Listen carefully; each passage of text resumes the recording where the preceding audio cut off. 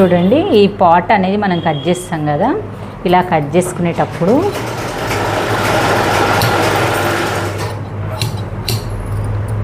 ఈ పాయింట్ దగ్గర ఒక చిన్న పాయింట్ ఉంటుంది చూడు, మనం డాట్స్ వేసుకునేటంతా అది కట్ చేసేసుకోవాలి.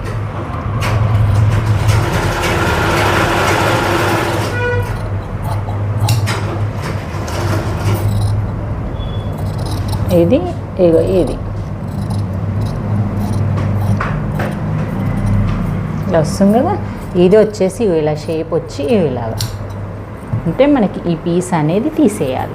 ఇప్పుడు ఇలా అతుకు పెట్టేటప్పుడు మనకి ఇది ఎక్కువ వచ్చేస్తే ఈడ సరిపోతుంది. లేదు మనం ఇది ఎక్కువ పెంచుకోలేమనుకో, ఇది సరిపోదు. చూడండి ఇలా జాయింట్ వేసేటప్పుడు, మళ్ళీ మీరు జాయింట్ వేసేటప్పుడు కూడా కన్ఫ్యూజ్ అవుతారు. ఆ కన్ఫ్యూజ్ ఏం లేకుండా ఇలా మార్క్ చేసుకోండి.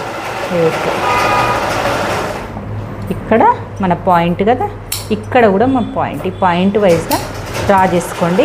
మళ్ళీ ఇలా మార్క్ చేసుకోండి ఇక్కడ కూడా, ఎందుకంటే 2 పార్ట్స్ ఉంటాయి కదా, 2 పార్ట్స్ వెనక భాగం రైట్ లెఫ్ట్ అనేది టోటల్గా డ్రా చేసేసుకోండి.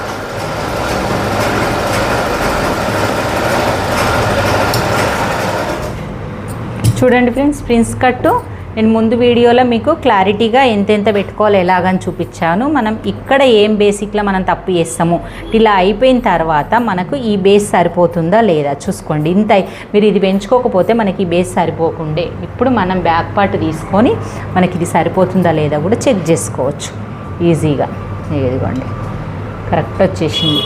ఒక్కవేళ మీకు ఇది ఇంకా తక్కువ అనిపిస్తే 2.5 పెట్టుకోండి. ఒక బ్లౌజ్ సెట్ చేసుకుంటే మీకు తెలిసిపోతుంది. ఓకే ఫ్రెండ్స్, మీకు వీడియో నచ్చినట్టయితే లైక్ చేయండి, షేర్ చేయండి, కామెంట్ చేయండి.